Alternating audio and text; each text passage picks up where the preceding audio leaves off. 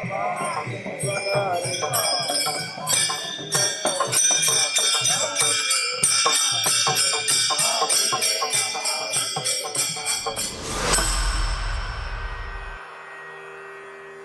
तुम्हा सर्वांना माझं शेवटचं एकच सांगणार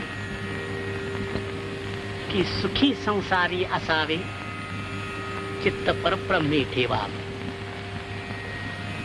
अखंड नाम हा परब्रह्म गाठण्याचा माझ्या अनुभवाचा एकच अगदी सोपा मार्ग आहे. त्यानं ईश्वरावरील श्रद्धा अचल होते, चित्त शुद्ध होते आणि मग मुखी नाम, हाती मोक्ष, ऐशी साक्ष बहुतांची.